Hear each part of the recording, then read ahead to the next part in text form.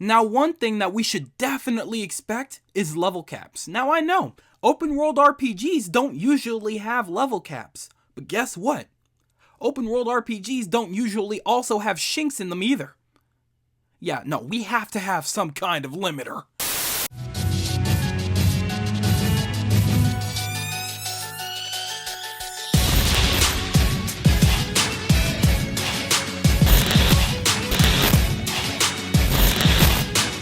Alright, what is up y'all? Soul here and welcome back to my story mode. So I'm sure that by now you've all noticed that it's been a hot minute since we've done any type of speculation regarding Diamond and Pearl remakes and Pokemon Legends. I don't work with the Pokemon Company, Nintendo, or Game Freak, so I don't know what they have up their sleeves and how long they're gonna wait to reveal things. But, like all of you, I'm a gamer with a brain, so I'm doing a lot of thinking and speculating just like all of you. Unfortunately though, I can only do so much of it, which is why I want to go in and out of doing speculation until we can at least get some kind of news. So if I come up with an idea for speculation to talk about, then I'll do the video. Other than that though, we're going to be doing a lot of other things on this channel, and I can't just sit around and twiddle my thumbs while I wait for news to come out. So I'm sure that most of you know the drill by now. I have a couple of things to say. Some may pertain to this particular video, some things may not pertain to this particular video. I will leave the timestamps right down below so you can skip on ahead to the main point of the video. For starters, one of the most common comparisons is that this game is very similar to the vibe of Breath of the Wild, mostly because the trailer that they used for this game looked very similar in a couple of shots here and there that were similar to that of Breath of the Wild's trailer back at E3 of 2015 or 16. Also, considering the fact that a lot of people that are into Pokemon are more than likely into Nintendo or even specifically Legend of Zelda, it's only fair to make very similar comparisons to a game that people know. However, believe it or not, there are other open world games out there that are not Breath of the Wild. In fact, not only are there other open world games on the Switch itself, there are also open world games that came out on other consoles before Breath of the Wild. Quite insane, I know. All jokes aside, there's probably a lot of points that I'm going to use that will be in reference to Breath of the Wild, mostly because amongst all of us here right now, it's probably the most common played open world game. But I will be making references to other open world games as well. Some you may recognize, some you may not, but a lot of these references will probably be coming from games that are playable on Switch, mostly because they give us a general idea of how powerful the Switch is and what it can handle. So that's something to just generally keep in mind during this video. Also, during editing, there is a good chance that I may decide to use Breath of the Wild gameplay just to change it up a little bit, but I might not, I probably won't. We'll see what happens. Let's see if I get a little weird with it. Anyway, last quick thing that I need to say. Like I said in my last video, live stream playthroughs are on their way very soon. By the time this video is up, I've pretty much already put up a poll asking you guys what live stream playthrough you'd like to see me do first. Whatever the highest voted it ends up being, it doesn't mean that the other playthroughs are completely out of the running. I will probably do them at a later date, most likely even. But at the end of the day, this channel is pretty much kept alive and run by you guys, so at the very least, I want to make sure it's something that you guys want to see. So make sure that you go vote on that poll, and then we could pick out what playthrough that we're going to be live streaming through first.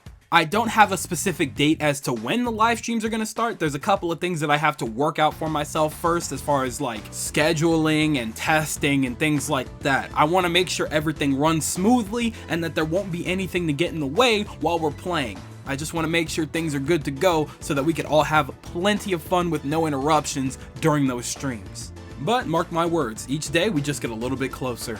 But with that, I've pretty much said all that I need to say in those regards, so let's start talking about the main point of the video. I've compiled a fat list of things that we should probably expect going into Pokemon Legends as an open world game. Not to say that Pokemon as a series has been so tight-knit that we couldn't do whatever we wanted whenever we wanted, but this is probably going to be a very different experience than what regular Pokemon players are used to. So why don't we take some guesses and speculations as to what to expect going into Pokemon's first true open world game. For starters, I expect more freedom than most Pokemon games that we've known to date. Obviously, we're gonna get some tutorials and explanations every now and again, but for the most part, they're gonna expect you to learn a lot of the game on your own. Our primary focuses are gonna be developing the Pokédex and exploring this brand new region. So much like most Pokemon games, throughout your journey, I doubt that there's gonna be somebody at your side giving you tips and tricks on how to do certain things. We may get the general stuff that we have to get, like the pause menu and throwing a Pokeball maybe, but for the most part, that may be it. If there's any kind of late game tutorials, I'm sure that we're gonna get them summed up in about a picture or so that you can skip if you already know what to do. I don't know, overall for the most part, I just get the feeling that we're not gonna have to sit there and watch a tutorial on how to move your arm and throw a ball. We don't really need that. Or at least not an entire cutscene dedicated to it. Give us a couple pictures and I think we'll get the idea. The next thing to probably expect is a lot more trial and error than you're probably used to. Most open world games expect you to go out and try different things for yourself because there's a lot of different ways to get through different obstacles. They're gonna expect you to go out, try something, and fail at it so that you could be like, oh, okay, I either can't do this right now, or there's something up that's preventing me from doing this, maybe I have to try something different. If one way doesn't work, try it another way, and then maybe another way if you have to. If none of your things are working, that thing is probably just not available to you right now, and you're gonna have to come back later. I've definitely noticed plenty of times where they'll throw something at you that you are definitely not expected to solve immediately at the beginning of the game. They want you to go out, understand, and then come back later. That's just how things roll, because that's just simply the best way to get a true grasp on a mechanic. Moving along to my next point, we are definitely going to be thrown into more dangerous situations that will have to be dealt with later. So we've been recently introduced to the wild area in this most recent region.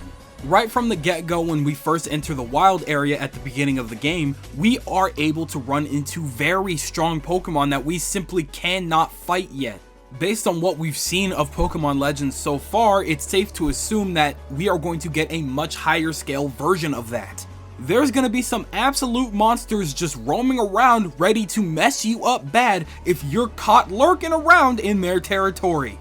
As a brand new trainer, I'm sure that we're gonna walk out as soon as we get our hands on either Rowlet, Oshawott, or Cyndaquil. Yes, they are very cute, which is why I'm sure that when you first walk out there, the last thing that you want is for that brand new Pokemon to get roughed up by a friggin' Rhyhorn.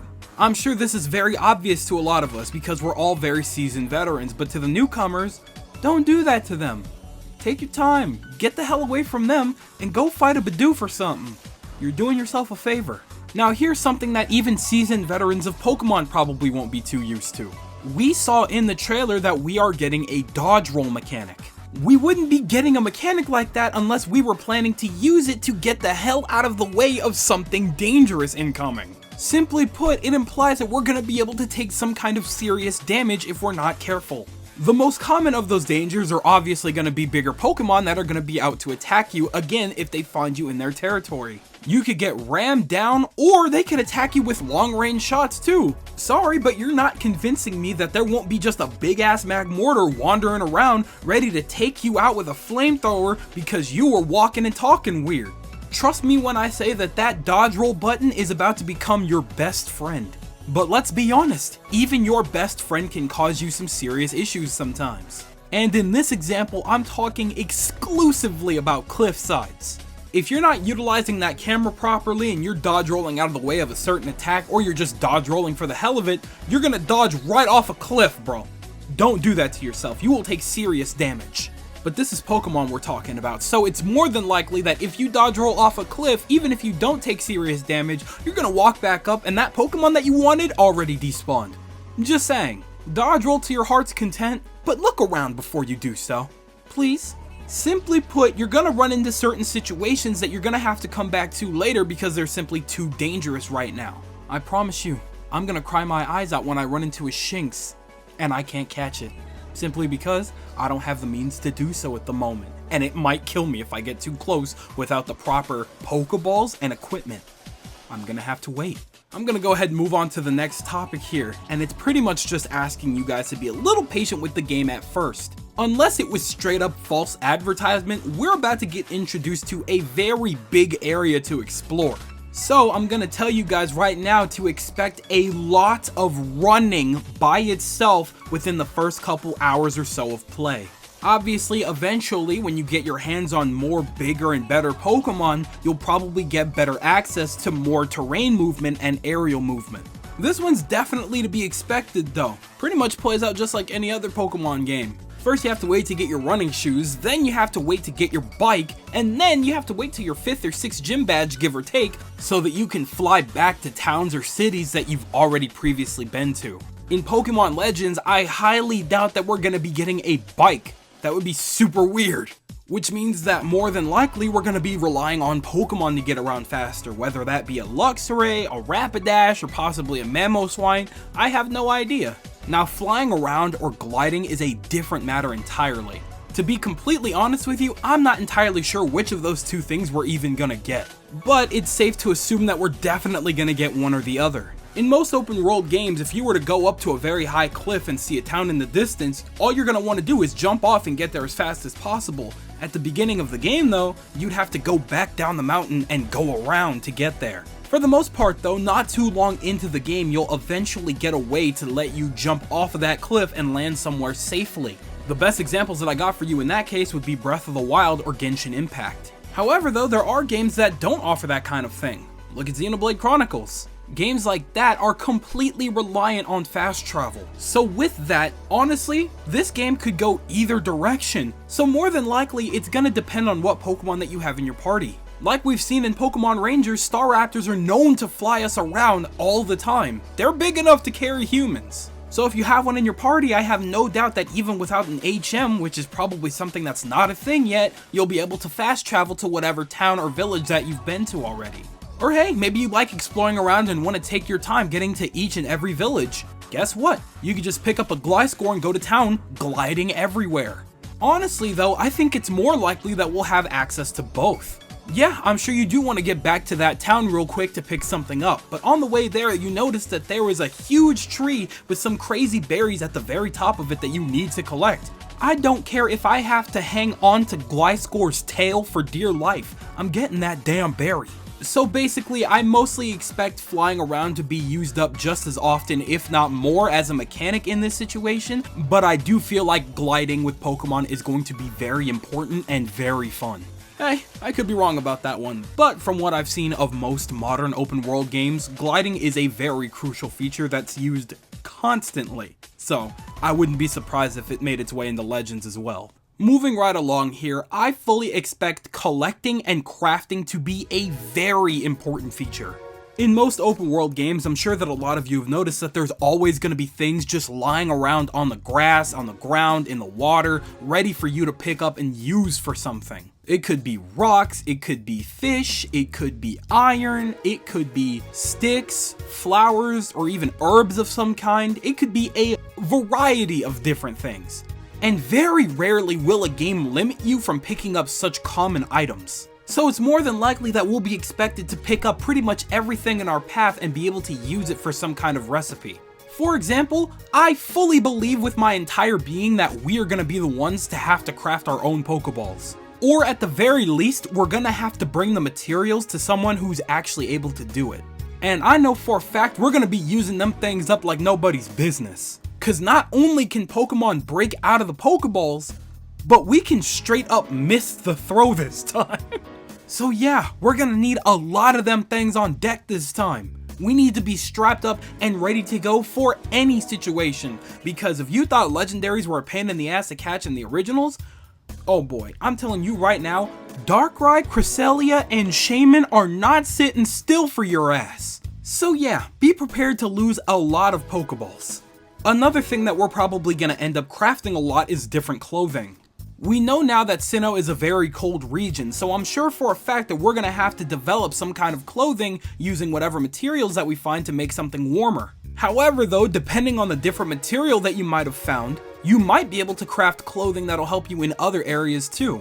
You may need to end up crafting something a little bit bulkier for defense, maybe you need to craft something stealthier so that you could sneak up on Pokemon a little bit better, or maybe something just generally less restricting so that you could move around on the field faster. Who really knows, but there's definitely going to be some certain things that you'll need to develop based on certain situations. Speaking of things that you're definitely going to need, food is probably an absolute mandatory. It's most likely going to be crucial for one of two reasons. It's either going to be the thing that heals you and all of your Pokemon, or it's going to heal you and your Pokemon, provide stat boosts, and revive anybody that's fainted. Frankly, I'm willing to bet all of the above. So much like any rocks or iron that you're definitely going to be picking up from materials, just make sure that you're not missing out on any berries or vegetables either. They might quite literally save your life. I also fully expect us to be able to craft potions and stronger stuff to heal ourselves outside of battle. I also fully believe that if you collect the right stuff, you'll be able to craft battle items for your Pokemon.